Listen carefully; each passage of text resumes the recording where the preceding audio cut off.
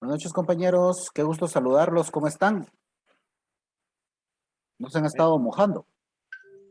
Buenas noches, Lick. Buenas noches, Lick. Buenas noches, Lee. ¿Cómo han estado? Aquí con dolor de brazo por la vacuna. Ah, bueno, se vacunaron. Eso es bueno, eso es buenísimo. Sí, pero ya me arrepentí por el dolor. ¿Pero qué? ¿Les dolió en serio? A mí no me... Bueno, sí sentía como que como cuando uno va a hacer pesas y levanta algo demasiado, con demasiada imprudencia. Bueno. A mí hasta hoy me dolió. Ah, bueno. Sí, después de algunas otras cuestiones que le salen a veces, barros en toda la cara y todo, pero eso es normal. Son mentiras. Bueno, No vamos me a... azote, Lick. No, no es cierto, compañeros. Vamos a compartir pantalla. Tenemos pocos minutos. No me percaté de la hora. Pero bueno, vamos a hacerlo mayor cantidad. O sea, aprovechar el tiempo.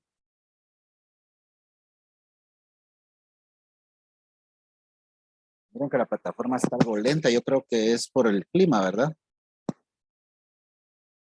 Sí, debe ser por eso, Lick. Se afecta en la señal. Se afecta. En esta hora lo tengo yo instalado en la red. Bueno, elementos que influyen. Ayer platicamos un poco de cómo los autores consideraron en determinado momento que había nacido y se había comenzado a dar lo que es el derecho. Pero los elementos que han influido en el nacimiento del derecho, sin querer entrar a mayores detalles, podemos indicar, se puede afirmar, ¿verdad? Que la norma es anterior, la norma jurídica es anterior a la sanción estatal. Siempre ha habido Estado y siempre hubo derecho, o sea, siempre ha habido norma. Entonces, a veces para que se formalice el derecho es necesario, que exista un reconocimiento del Estado y no necesariamente. Dice, se dice que esa norma solo se hace jurídica con la sanción estatal. Sin embargo, la norma jurídica se diferencia de la moral por su exigibilidad. Y es que la coerción que la norma jurídica tiene es la que hace manifiesta la diferencia con las normas morales, porque las normas morales no tienen una coacción. O sea, sí existe un reproche de la sociedad, pero ese reproche es puramente convencional. Hay determinadas sociedades que, que llegan a un punto en el que ciertas costumbres, ciertas características de las personas no se transmiten, no se transforman en sanciones. Ah, ok. Muy bien, muy bien. Les comparto que el laboratorio será publicado a las 8:30 minutos. Bueno, entonces, el derecho cabe dentro de la moral con ese carácter de la exigibilidad. Pero toda norma jurídica, al final de cuentas, es moral, puesto que algunas normas morales son jurídicas. ¿Alguien tiene ahí en la mente alguna norma moral que también sea una norma jurídica?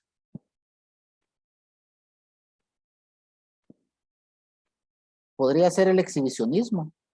Esa persona que acostumbra a nivel de la calle, pues, desvestirse o hacer cuestiones obscenas, el derecho ya lo ha incorporado dentro de las normas positivas y no es posible que se haga eso.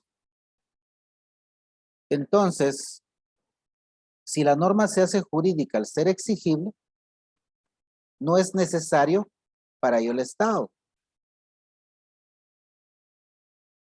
Podríamos llegar a pensar eso, pero no podemos confundir el derecho con la fuerza que tiene el Estado para imponer. El derecho en sí mismo existe. El derecho en sí mismo es creado por la propia sociedad ante la necesidad de las diferentes vicisitudes que se dan. Ahora, el Estado también fue creado por la sociedad con la intención de que hubiese alguien que impusiera las normas que la sociedad crea. La norma se hace exigible en cuanto se forma la conciencia social. A eso se le llama positividad del derecho, porque la sociedad se percata de la necesidad de la norma, entendiendo como una conciencia social. No una serie de conciencias de que todos queremos que eso surja, sino la sociedad en sí misma ve a la norma como una forma de salvar a la sociedad.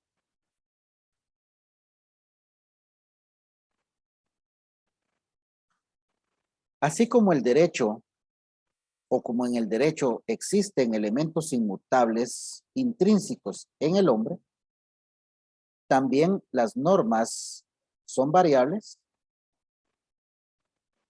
en virtud de que, de acuerdo con la escuela histórica, cada raza y cada época tiene su propio derecho, lo que yo les manifestaba ayer.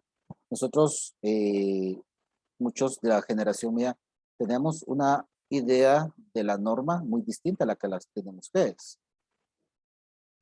Entonces, hay un derecho natural y hay un derecho histórico. Ambas son normas o derecho o son jurídicas,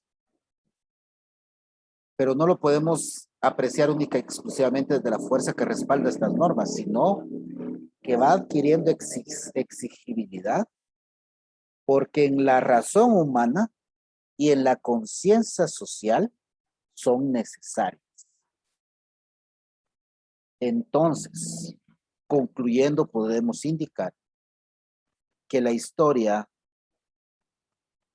influye en el derecho, pero más allá de eso, la percepción de la razón humana y la conciencia social son factores fundamentales para que el derecho adquiera su carácter evolutivo.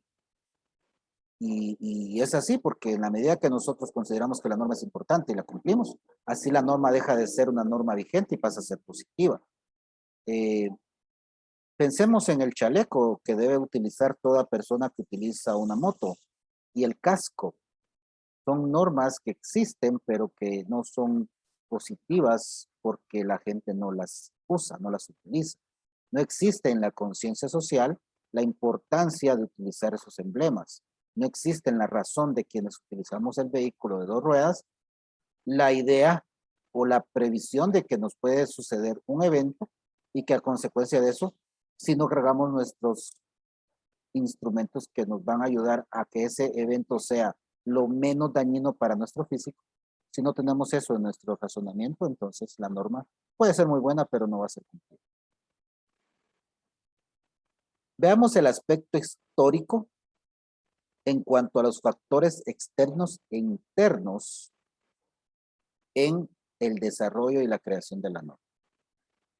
Fíjense ustedes que el clima y el territorio determinan en muchos casos las leyes y las normas que se van a erigir en ese sistema social. Porque las leyes deben estar de acuerdo a las condiciones de aquellos a quienes van a dirigir, incluso a su mismo temperamento y sus características. Aquí entran factores antropológicos, factores psicológicos. El clima es un factor que influye mucho en una sociedad y necesariamente va a influir en el derecho. Montesquieu nota una influencia, esta influencia, Y dice, por ejemplo, que el rigor de las leyes japonesas y la dulzura de las normas de la India hacen una diferencia abismal entre las personas. Y es que el Japón es un lugar que está ubicado a la altura de los Estados Unidos, Canadá por ahí, y es un lugar frío, mientras que la India es un lugar parecido a nuestro clima. Entonces pareciera que vivir en lugares en donde el clima es agradable hace que las personas tengan una mejor actitud ante la vida. El territorio también, con sus cuestiones geográficas productivas, determina también la economía. Todo esto va a ser determinante para la constitución política y sobre todo para el derecho. Nuestro derecho es diferente al derecho, por ejemplo, de Australia, donde es un país, es una, es un subcontinente Australia. Entonces, Australia debe de tener muchos factores que le van a influenciar a la hora de crear las leyes y sobre todo al hacer efectivas estas normas. Imagínense, nosotros en Guatemala se nos hace complicado que se cumplan ciertas normas y estamos en un país que es pequeño. Ahora pensemos en países como la Federación de los Estados Unidos de América, donde ellos exigen que se cumplan las normas y debe de haber la misma exigibilidad allá en Nueva York que acá en San Diego, ¿verdad? O sea, debe existir una misma idiosincrasia, una misma forma de aplicar el derecho. Por ser una federación, cada estado inclusive tiene su propia perspectiva en algunos asuntos, pero la ley federal, que es la que a ellos les significa, debe ser una. El Brasil también es un estado constitutivo federativamente. Esa federación brasileña también tiene sus cualidades y características. Es un país donde la mayoría de las personas viven en la costa y esto hace que las normas tengan más relación con este tipo de vida, una vida en un lugar excesivamente eh, promiscuo, si ustedes lo quieren ver así. Un lugar donde hay una gran diversidad de personas que también tienen una gran diversidad de pensamientos, pero cuando hablo de diversidad no necesariamente una diversidad racial, sino que mucha gente llega a diferentes lugares a este país y eso hace que las normas también se acoplen inclusive a aquellos pensamientos, aquellas formas de vida que estas personas transfieren a esos países. Los factores psíquicos, el factor psíquico es muy importante puesto que el hombre constantemente busca solucionar sus problemas y va creando soluciones a cada dificultad que se le presenta. Entonces el derecho también debe ser ingenioso. Por ejemplo, en Guatemala, para poder crear normas que regulen el aspecto de los delitos cibernéticos, hubo necesidad de buscar a alguien, buscar a personas que supieran al respecto, puesto que los abogados poco o nada sabemos de estos elementos. Fíjense que el hombre utiliza el mimetismo o la imitación, que es ver lo que otros hombres hacen y si obtienen buenos resultados, pues entonces los hacemos. Si nosotros vemos, por ejemplo, la ley de violencia contra la mujer, es una norma que fue creada en El Salvador y fue incorporada al derecho guatemalteco por la necesidad que se tiene. Ese es un ejemplo acá. Y hay muchas normas mexicanas que son incorporadas en el mismo Código Civil de Guatemala. Es un código que fue como a manera de un Frankenstein, fue incorporando elementos de diferentes países. Cuando hay una dominación extranjera, también hay muchas enseñanzas y hay muchos ejemplos de ley de femicidio. Pero fíjense que precisamente el señor que van a utilizar en la moneda de 20 quetzales del Bicentenario, don Mariano Valdés, a él lo sacaron del poder porque él intentó incorporar a la sociedad guatemalteca el sistema de las leyes de Livingstone. Livingstone era un individuo que estaba en Estados Unidos y creó un código que era para los procesamientos que se hacían allá. Y era es una ley muy buena porque era a través de jurados, o sea, se le quita la responsabilidad a los jueces de decidir solamente y se crea un grupo de personas muy apreciados en la comunidad para que ellos vayan, escuchen, vean el proceso en sí mismo, lo analicen, y ellos como ciudadanos le hagan una propuesta al juez que él puede o no tomarla, pero que regularmente sí se toma en cuenta. Entonces, la función del abogado, la función de la abogada ya, y en este caso, lo que se quiso incorporar en Guatemala, es convencer, ¿verdad? Convencer, argumentar correctamente, convencer al jurado de que la ponencia, de que la tesis que maneja el abogado, ya sea de la defensa o el abogado que representa al Estado a través del Ministerio Público, convencer que tiene razón. Entonces, esta es la situación cuando nosotros vamos e incorporamos. En ese momento la cultura guatemalteca era demasiado arraigada a las normas coloniales, normas que precisamente venían del rey y normas que venían de la iglesia. Entonces, al incorporar un derecho totalmente diferente, pero más allá de eso, un derecho que venía de un país protestante, hizo que hiciera un grave daño en la psiquis de los individuos, y eso es a lo que se refiere el derecho, esta parte del derecho, de la creación del derecho. El derecho también responde a factores psíquicos. Se plantea también que hay una respuesta a factores psicofísicos. O sea, nosotros como individuos respondemos a diferentes incitaciones que se nos hacen a nivel neurológico, pero muchas respuestas son físicas. Por la fuerza de la tradición, dice Udibro, hace que el derecho presente una historicidad y una continuidad. Recordemos que allá en la ley del organismo judicial dice que nos vamos, para interpretar al derecho, nos vamos a ir a la historia fidedigna de la institución. ¿Y cuál es esa historia fidedigna de la institución? ¿Cómo se formó? ¿En dónde se formó? ¿Cuál es el bien tutelado? O sea, ¿qué es lo que protege? ¿O qué es lo que manifiesta el derecho? ¿Cuál es el espíritu mismo del derecho? Entonces, los factores psicofísicos no son otra cosa que aquella idea que tenemos nosotros, y tiene mucho que ver con lo psicológico, porque es aquella idea que tiene el individuo, la persona, la sociedad, de que debe haber un orden jurídico, ciertamente, pero ese orden jurídico, perdón, debe de ir de acuerdo a cómo en la historia de la sociedad se han ido dando esas cuestiones. La evolución del derecho es una obra de la conciencia social. Esta es una afirmación.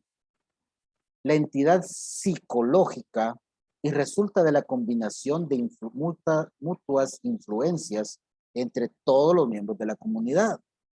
Para que exista una adecuada evolución del derecho, debe haber una formación e intervención de factores psicológicos, antropológicos, históricos, ¿qué decía anteriormente? Perdón. Psicofísicos, ¿verdad? Y toda una serie de factores, pero principalmente el histórico es el que nos interesa en este momento, y el psicológico. Todas las sociedades tienen ideas, tienen emociones, tienen sentimientos, la influencia de la naturaleza, el estado de conciencia que tienen las personas, la costumbre en principio, la conciencia social en el sentido de aceptar las normas, de aceptar lo que los juristas, los estudiosos del derecho proponen, lo que el legislador al final de cuentas crea en el proceso legislativo, es importante para que haya una adecuada formación y evolución del derecho, pero esta formación y evolución del derecho debe provenir de la conciencia de la sociedad misma. Por ahí les va a llegar la asistencia. Si no es que ya les llegó, por favor, registren su asistencia a esta clase. En este devenir de influencias, el derecho en cada etapa, y respetando los principios variables y las exigencias que cada momento va creando, de acuerdo a las experiencias favorables y desfavorables que la sociedad tiene, va creando enseñanzas, reglas, y la invención de algunos y la imitación de otros hacen que se formen normas. Hoy por hoy, Guatemala, por ejemplo, en el tiempo de Alfonso Portillo, en el tiempo de Álvaro Colón, posteriormente que llegó el general Otto Pérez Molina, se crea una serie de paquetes de normas que iban a luchar contra la impunidad, contra contra aquellos poderes, grandes poderes detrás de las cortinas poderosas del dinero o de la política guatemalteca, pero todas estas normas no han sido suficientes para que el Estado logre una eficiencia en el gasto público, una eficiencia en la inversión. Entonces, cada momento histórico, dentro de unos 30, 40, 50 años, seguramente ustedes verán cómo estas normas tuvieron que ser reformadas, derogadas, transformadas, puesto que no cumplieron el fin. Ustedes como abogados, dentro de unos 8 años, verán, serán testigos de los cambios profundos que tendrá que hacer el Estado para poder crear otras alternativas de la lucha contra la impunidad, la lucha contra la desigualdad, contra el saqueo constante del Estado. Pero en este momento histórico, nosotros somos testigos de que, por ejemplo, esta lucha de poderes que está entre la FESI, la jefe del Ministerio Público y el presidente, hemos sacado del ojo de este problema al Congreso, y el Congreso tiene mucho interés en la FESI. El Congreso, la Junta Directiva del Instituto Guatemalteco de Seguridad Social, donde se desviaron millones de quetzales para poder comprar medicina que no estaba adecuada para las personas que usan el sistema del ICS. Pero todo esto se perdió porque nos enfocamos tanto en la pandemia que nos olvidamos de varios problemas sociales que el país tiene. Entonces, va a haber necesidad, y ustedes seguramente también van a ser actores y van a ser piezas importantes en la elaboración incluso de esas normas. Entonces, tenemos que prepararnos, y la preparación está acá en estos momentos, como dicen los gringos, aquí y ahora. Tenemos que prepararnos para que cuando llegue ese momento histórico, nosotros seamos capaces, competentes de poder estar a la altura como abogadas, como abogados, y poder ser entes que puedan abordar los temas y poder dar respuesta a esas necesidades. Fíjense que las influencias extranjeras, se me había olvidado que el código de Livingston que les decía hace un momento, esto fue consecuencia porque en ese momento había una gran influencia por parte de Inglaterra, y esta influencia se manifestaba precisamente en la forma como se gobernaba el país. Entonces, estas influencias extranjeras crean cambios sustanciales en la legislación en los países. A veces se busca hacer una analogía en instituciones extranjeras, por ejemplo, en la ley de extinción de dominio, que se buscó hacer una analogía con la ley de extinción de dominio que existe en México, pero no se hizo un paso fundamental, transformar también la Constitución. En México se transformó la Constitución Federal, y esa transformación entonces ya no le permite a la persona gozar de sus bienes. Cuando hay una duda de que los bienes fueron obtenidos mediante hechos ilícitos, entonces la Constitución no garantiza en México que la persona pueda gozar de los bienes. En Guatemala no se hizo esa transformación. ¿Por qué? Porque la Constitución es una Constitución que en algunos artículos son rígidos, y precisamente los derechos fundamentales son rígidos en Guatemala. Entonces, estas normas, estas falsas analogías no funcionan. También hay orientaciones equivocadas donde se crean normas para conveniencias personales, para conveniencias de clase, para conveniencias económicas. Y miren, compañeros, cuando yo les digo conveniencias de clases, estamos hablando inclusive de personas que están inmiscuidos, por ejemplo, en movimientos que no son beneficiosos para la sociedad, pero aprovechan el momento histórico que el mundo ofrece para exigir que se cumpla con ciertas normas. Entonces, la causa de la evolución a nivel subjetivo y a nivel de la conciencia social es una parte de las influencias que recibe, y por otra parte tenemos una influencia a nivel objetivo, en donde estas influencias determinan los cambios que se hacen, pero desde un punto de vista meramente jurídico. Está el punto de vista social, el pensamiento, la historia, la psicología, el momento histórico que la persona tiene, y que a raíz de eso la sociedad apoya una norma.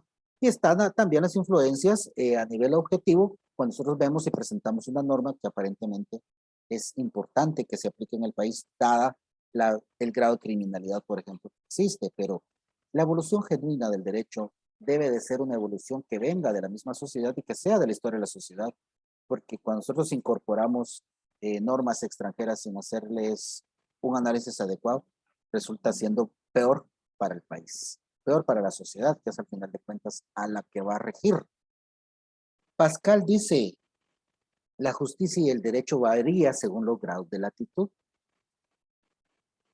Si bien es cierto, no puede ser de esa forma específicamente, porque si no perdería el derecho el sentido de universalidad que tiene. Sí es cierto, ¿verdad?, que hay determinados países que son radicalmente diferentes en cuanto a las normas.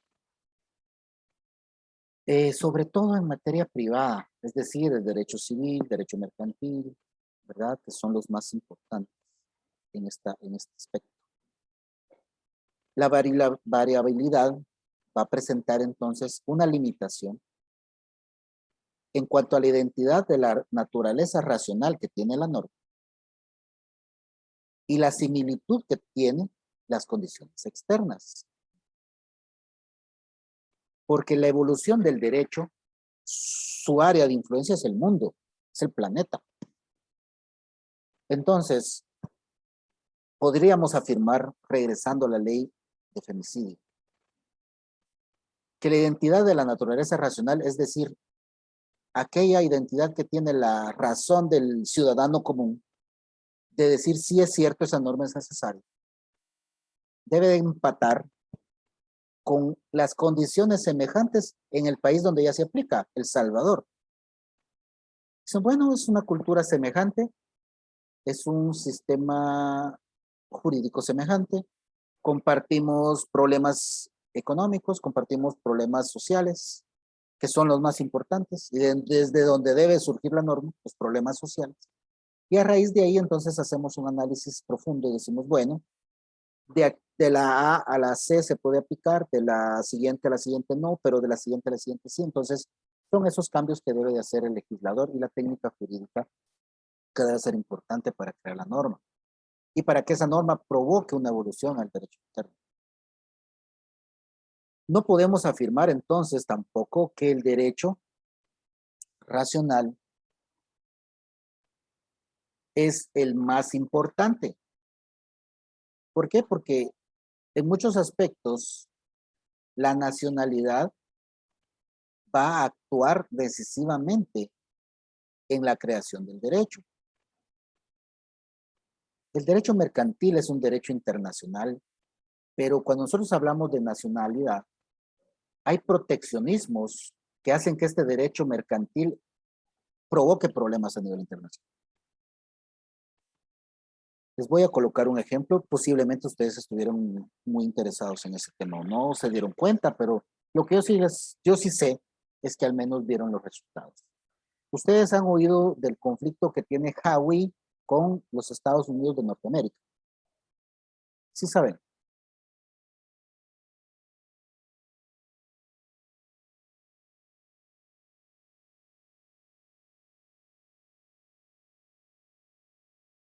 Los escucho. ¿Escucho, compañeros? ¿Compañeros? ¿Qué cosa, Alex? Disculpe. Ustedes saben el conflicto que tiene Hawái con Estados Unidos, pues. El conflicto que tuvo durante todo el gobierno de este señor, bueno, el señor que se fue, pues. Ah, Huawei, la marca de celulares. Así es. El conflicto con la licencia de Google y todo eso, Lico, otro. Efectivamente, efectivamente. A ver, cuénteme, Aarón. Es acusado de espionaje Ajá, muy por bien. parte de Estados Unidos para China. Ahí es de donde viene Huawei, ¿verdad? Donde lo crean. Entonces, no se puede vender ningún teléfono que sea chino en Estados Unidos, porque es acusado de espionaje. Y como Android y Google es creado en Estados Unidos, Huawei no tiene derecho a tener ninguna de esas Ustedes saben, cosas. gracias, ustedes saben en dónde se originó la pandemia.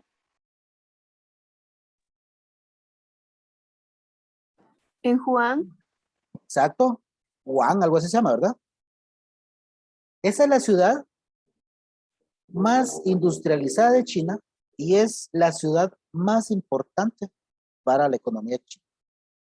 Compañeros, si se hiciera una investigación más profunda, posiblemente nosotros estamos siendo testigos de una guerra biológica, de una guerra cibernética, de una manifestación de una nueva forma de hacer guerra de los países desarrollados, en donde ya no vamos a atacarnos, no vamos a matar entre individuos con armas porque es muy caro, sino que vamos a desarrollar armas biológicas que de una forma más eficiente va a hacer que los países se caigan. Entonces, Lick, ajá. en la Guerra Fría, hace más de 20 años, se predijo que las guerras en la actualidad, el día de hoy, iban a ser económicas y biológicas, y es lo que se está dando.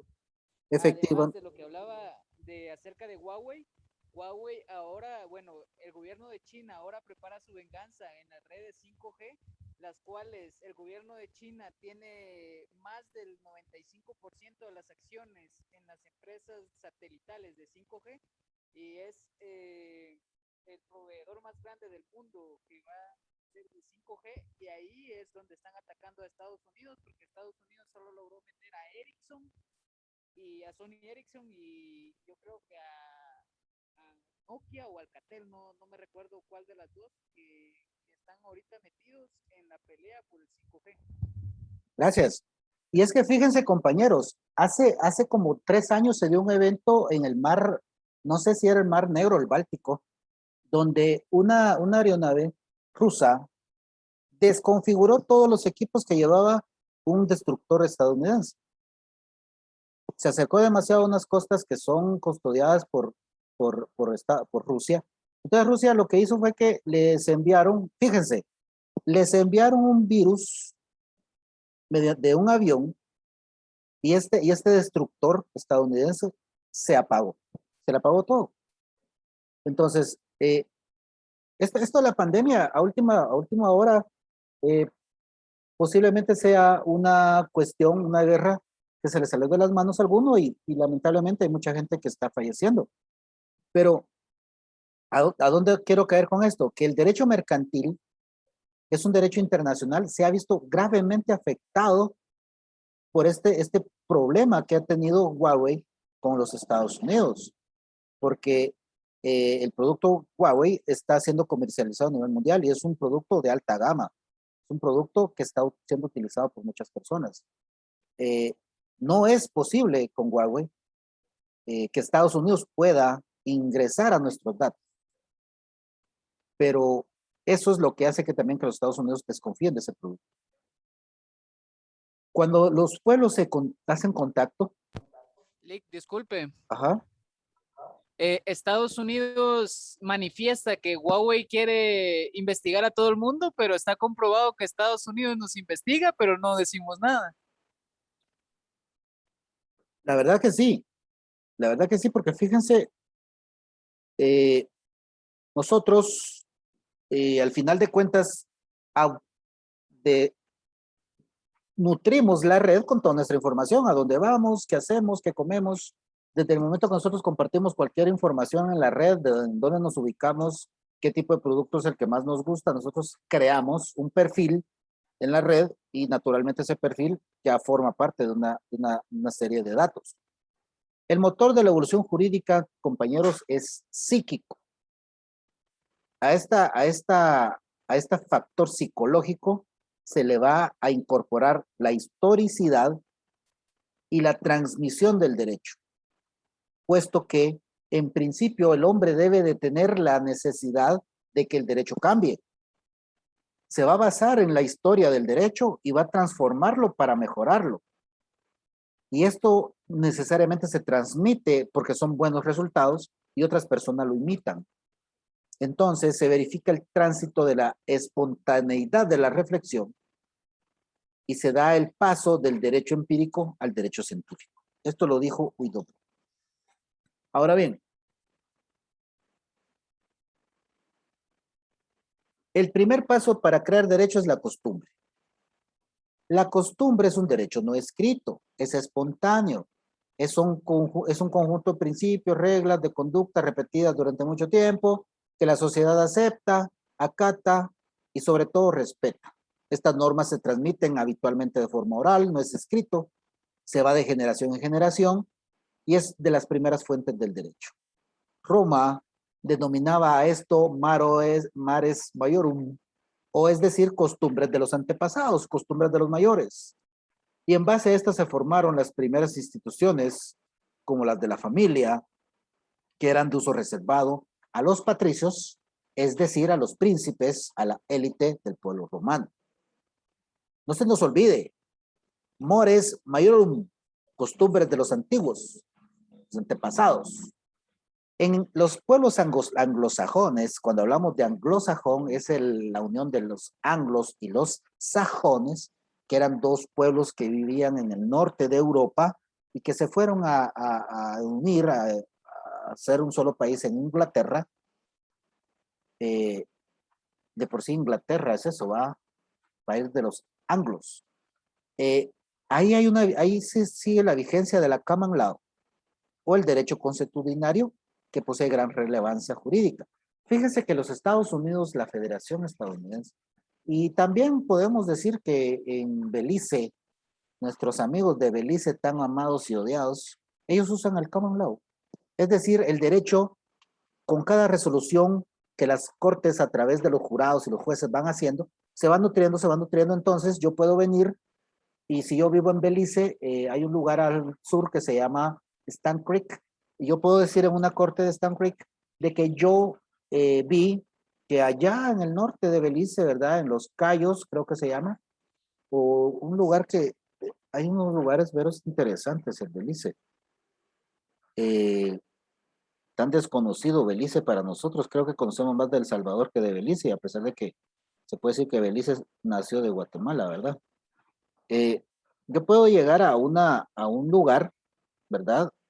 A un lugar y les voy a decir precisamente, vengo yo y puedo ir a Belmopán, que es la capital de Belice, y decir que en la ciudad de Belice, en la antigua capital, se dio una resolución en relación al caso, a un caso particular, y que esa resolución dio como resultado que la persona fue absuelta, y que por lo tanto ese es un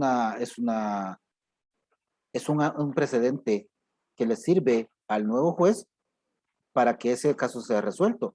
Me puedo ir al Benque Viejo, que es la frontera con Guatemala, y decir, bueno, miren, fíjense que allá en Punta Gorda se resolvió un caso parecido a este, liberando a la persona, puesto que la norma esta, dice esto, la Constitución dice tales cosas. El derecho, el common law, fíjense que básicamente para ellos el derecho está constituido por la Constitución, por lo que dice la Constitución, y las constituciones de ellos son muy especiales, y a la vez que son especiales, tienen una amplitud de interpretaciones, lo que hace que precisamente lo que decía aquí atrás, que el ingenio del legislador, el ingenio del abogado, el ingenio del ciudadano, hace que estos diferentes convenios que se hacen en las constituciones sean interpretados y sean manifestados en las cortes. Para la escuela alemana de Savigny y Hugo, la costumbre surge de modo espontáneo e inmediato en la conciencia colectiva, mientras que la ley expresa un modo reflexivo. Y les explico. Para Savigny y Hugo, de acuerdo a la escuela alemana, mientras que la costumbre surge, por ejemplo, ahorita decimos todos, bueno, que quede de costumbre usar mascarilla. Fue espontáneo, no hay un autor. Todos dijeron, no, que usamos mascarilla. A partir de hoy en Guatemala se usa mascarilla porque hay mucho microbio. Y usamos mascarilla. Y no hay una ley, no hay nada, solo hay una mascarilla. Porque en ninguna norma en Guatemala en este momento dice que se debe usar mascarilla. Se dice que se tiene que cubrir con cubrebocas y todo, pero esos son reglamentos que se crearon a consecuencia de la pandemia y son temporales. Pero la gente dice, no, yo voy a seguir usando mascarilla porque yo soy hepático, porque yo soy diabético, porque yo soy aquí. Y se sigue usando, pero como una conciencia social. Mientras que el derecho, la norma, es un modo reflexivo. ¿Por qué? Porque ya viene alguien y analiza y dice, tenemos el problema tal y hay que crear una ley. Hay que crear una ley para que la gente que hace esto no lo haga. Y para que quienes no lo hagan y lo ven atractivo, no se atrevan a hacerlo porque se les va a dar una sanción. Entonces, las costumbres reflejan el sentir de la comunidad. Pinavara dice que la costumbre es una norma de conducta creada en forma espontánea por la colectividad o grupo social y es aceptada voluntariamente por los individuos que constituyen como rectora de relaciones. Entonces, la actividad según la costumbre es frente a una situación o hecho o una real relación social. Hay una reiteración de comportamientos y la sociedad en colectivo o el grupo social hace que los hechos o relaciones idénticos se sigan haciendo igual. La costumbre en realidad entonces, además de ser una regla de conducta, una regla jurídica dentro de su contexto, cuando el legislador la reconoce con esa calidad. Cuando viene un congreso y dice, bueno, se hace tal cuestión que no es dañina para la sociedad, pero es buena que la regulemos. Por ejemplo, la gente se casa, se juntan a vivir, pues, y van a una iglesia, le piden a Dios que los bendiga. ¿Por qué no hacemos nosotros una norma en donde el Estado reconozca que las personas quieren vivir juntos? ¿Y por qué queremos reconocer que viven juntos? Básicamente para que los hijos tengan derechos, porque el principio del matrimonio son los hijos. Para eso se crea un matrimonio. Que hay convivencia, que se auxilian entre sí, todo ese montón de artículos que son obligatorios leerlos en un matrimonio. Es cierto, pero una de las finalidades del matrimonio es la procreación, la convivencia y el apoyo mutuo. Para eso se casa uno, legalmente hablando. Esta es una forma como la costumbre se transforma en una norma. Y buscamos en la norma crear situaciones legales que ya existen como morales. Por ejemplo, la manutención. La manutención es una cuestión moral, es una cuestión de rectitud que debe tener una persona. Es decir, yo tengo que mantener a mis hijos, pero como es tan complicado que la gente a veces quiera hacerlo, hubo necesidad de crear una norma que exija a los papás mantener a sus hijos. ¿Cuáles son los elementos constitutivos de la costumbre? Está el elemento objetivo, está el elemento subjetivo. De una vez creemos nosotros esa idea que hay dos elementos constitutivos de la costumbre, la inveterada constituto y la opinio juris seus necessitatis. Mientras que la inveterada constituto son aquellas cosas antiguas que se ha venido haciendo inveterada o veterana, ¿verdad? De una forma constante, una larga práctica de la conducta, que es el elemento objetivo, o sea, lo que existe, lo que se palpa, lo que se ve, que se crea, que la persona no hace esto, no hace aquello, puesto que sabe que es malo. Y hay un elemento subjetivo, opinio juris seu necessitatis, la opinión jurídica que es necesaria.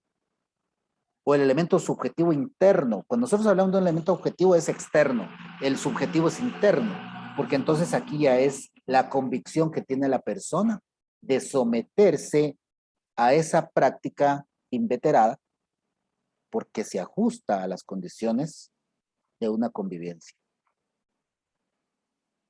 La costumbre jurídica, oigan bien, la costumbre jurídica que es distinta a la costumbre, diferenciemos, es el conjunto de reglas y principios de comportamiento que se vienen repitiendo en la sociedad, que se deben de acatar, que debe haber una conciencia, que debe haber una obligatoriedad.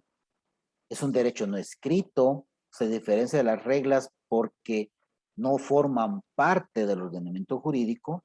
Estas reglas y principios de comportamiento se van de generación en generación. Para los romanos eran los mores maiorum, las costumbres de los mayores o los ancestros, y se transmitían en la Roma antigua de viva voz y eran salvaguardadas por los sacerdotes y se restringía su uso a la clase alta o a los patricios. Por eso es que las 12 tablas que ustedes vieron en historia del derecho, o perdón, que ustedes tuvieron que haber visto en el derecho romano, ¿ya vieron derecho romano? ¿O no han visto Sí. derecho? Bueno, Sí. en el derecho romano vieron las 12 tablas, ¿verdad? Pues cuando viene y se plasman en las columnas de la ciudad las normas, ahí entonces ya dejó de tener esa costumbre jurídica que tenía Roma. Y ya se comenzó a transcurrir, se comenzó a caminar hacia un derecho científico, hacia un derecho ya propiamente formal. La costumbre no solo tiene lugar si existen dos factores, perdón, solo tiene un objetivo y uno subjetivo. Esta es una explicación de lo anterior desde un punto de vista meramente jurídico. Y la diferencia de los usos sociales y la costumbre es que el obligado cumplimiento puede ser requerido ante un tribunal, ¿verdad? En los sistemas jurídicos anglosajones, por ejemplo, la costumbre tiene una gran importancia y es un elemento central de la common law o la ley de todos, la ley común. En los elementos de la costumbre jurídica vamos a encontrar que está el elemento objetivo, o sea, lo que nosotros palpamos, verificamos, vemos, ¿verdad? Se exige mucho hoy, por ejemplo, ¿verdad?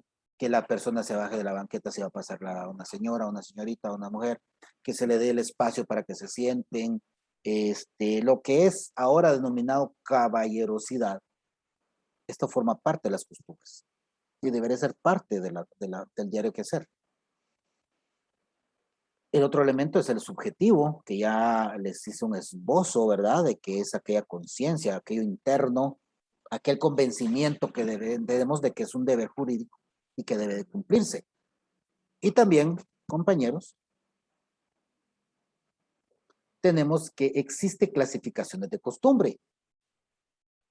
En las clasificaciones de costumbres jurídicas tenemos 3, que no se les olvide. Está la Secundum Leiem, está la Praeter Leiem y está también la última que se llama, ahorita comento, la Contraley. Desglosemos.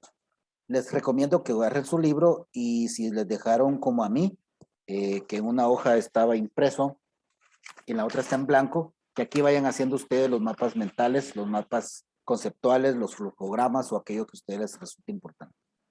Praeter Leiem. La Praeter Leiem no es otra cosa que la costumbre establece que las reglas aplicables a situaciones de bien no tiene legislación por parte del jurista o el caso de alguna laguna legales. En el organismo judicial de Guatemala, el artículo dice que las fuentes del derecho, que la ley es la fuente del derecho y la jurisprudencia la complementa, y que la costumbre regirá solo en defecto de la ley o por delegación de la ley. Por ejemplo, en aquellos lugares donde la costumbre es más fuerte, entonces la ley dice, bueno, se resuelve de acuerdo a la costumbre. Pero, ¿cuál es esa costumbre? Cuando yo compro, ¿verdad? Yo compro y doy dinero, digamos que este es dinero, doy dinero y me dan mi teléfono. Esa es una costumbre, la simple tradición se llama. Eso es en el derecho mercantil. Vengo yo y compro un terreno y es costumbre que en la compra del terreno, quien paga la escritura es el que compra. Y él propone su notario porque es el de su confianza.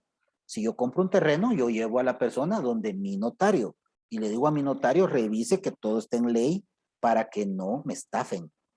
Esa es la costumbre, según la costumbre. Y si alguien quiere irse de un lugar y dice, no, yo no voy, yo donde mi licenciado. No, yo voy donde el mío. Entonces, si se da ese conflicto y hay, por ejemplo, cuotas adelantadas y que quiere resolverse porque llegan donde el juez, mire, yo le di 300,000 al señor, me faltan 50,000 y hoy no quiere que hagamos la escritura donde mi notario, porque es el de mi confianza. Usted compra, ¿sí? ¿Y usted por qué no quiere ir donde él? Ah, porque yo no le tengo confianza a su notario. No. De acuerdo a la costumbre, el que compra paga la escritura. Y entonces va donde él quiere. ¿Ya? ¿Estamos bien? Praeter Leiem. Sin embargo, es aceptado el criterio de que la costumbre no es fuente del derecho administrativo. Si bien era una preguntita por ahí, que la costumbre es fuente del derecho administrativo, sí, no, ¿por qué? Ustedes ya saben, no es porque el derecho administrativo se rige por los principios de legalidad y de publicidad de la ley. Tampoco la costumbre va a ser fuente del derecho penal. No podemos decir, es que aquí acostumbramos descuartizar a la gente que se porta mal. No. Ningún delito, ninguna ley puede existir sin ley previa. Perdón, ningún delito y ninguna pena sin ley previa. Nullum crimen, nullum poena, sin leche previa. Leye. Entonces, no puede haber ningún delito, o sea, es como que no se puede someter a una persona a un proceso si no existe un juez anteriormente, predefinido. ¿Y cómo son las cosas que para el derecho mercantil la fuente primaria básica del derecho mercantil es la costumbre? ¿Por qué? Porque la costumbre permite que el tráfico mercantil sea ágil, sea rápido. Entonces, el derecho mercantil, la ley solo puede ser superada por la contratación, que es ley privada, y la costumbre propiamente dicha. El derecho de trabajo, el derecho laboral, también reconoce la costumbre, siempre y cuando se garanticen los derechos de los trabajadores, se mejore lo que dice la contratación y que sean prácticas repetitivas y generalizadas, siempre y cuando sean superados los principios de la ley y que sean favorables para el trabajador. En el derecho laboral existe un principio que se llama indubio pro operatio, indubio pro operatio u operario. Así como en el derecho penal existe un indubio pro reo o pro rei, existe un indubio pro operatio, existe un indubio pro, ay, se me olvidó ahorita. Bueno, la cosa es que va en favor, indubio pro tributos, algo así. Lo voy a buscar, eso lo voy a enseñar. Entonces la costumbre es una parte esencial del derecho, pero no es generalizada. ¿Ya? Llena algunas lagunas, se llenan algunas lagunas con la costumbre, pero cada norma o cada área del derecho verá más cercana o más alejada a la costumbre de acuerdo al tipo de relaciones que éste regule. Y por último tenemos el Prater Legem, que el Prater Legem, los ejemplos que podemos ver es abonar deudas, ¿verdad? Aunque no estemos reguladas en la ley, la costumbre que es favorable beneficia a la sociedad. Por ejemplo, yo puedo pagarle la deuda a alguien equivocadamente. Eso lo puedo hacer y lo que va a pasar es que va a haber una subrogación nada más, ¿verdad? O sea, va a venir el Ban Rural y va a decir, bueno, me pagó a mí el fiador porque no me quería pagar, no quería tener problemas con su crédito. Entonces yo le cedo a fulano el derecho de irle a exigir el cobro a Mengano, al deudor principal. Es costumbre, se puede hacer, ¿verdad? Mientras que en el caso de los delitos, no puede pagar una pena nadie que no sea el que cometió la infracción de la norma. Viene, yo quiero mucho a algún hijo, hija, y atropella a alguien y fallece y se demuestra que fue negligencia, yo no puedo decir, ay, me voy a sacrificar por mi hija, hijo, y yo voy a irme los 10 años que preso. No se puede. Entonces, el derecho, la costumbre dentro del contexto del derecho debe de verse en diferentes aspectos. 830, página, vamos a terminar con la contra legem, que sería aquellas cuestiones y costumbres que van en contra del derecho y que en este caso no se pueden utilizar, puesto que al ser en contra del derecho, pierden, ¿verdad?, todo sentido y no pueden ser aplicadas a las sociedades porque en esencia contra legem van a ser nocivas para la sociedad. En este momento debiera de estarse ya publicando el laboratorio. ¿Ya les publicaron el laboratorio? Tarea programada, fue publicada, tenemos media hora. Háganlo despacio, sigan las instrucciones. Yo voy a suspender por acá, voy a dejar acá, por cuestión de horarios, yo tengo que cumplirlos. Entonces, pasen por favor a hacer su laboratorio. O no es laboratorio, es como una especie de comprobación de lectura. Cualquier cuestión me preguntan por WhatsApp. Feliz noche. Siempre es un gusto, compañeros. Perdón. No, les voy a quitar tiempo si ponemos la foto. Hagan la tarea, por favor. Buenas noches, Lick. Gracias. Buenas noches.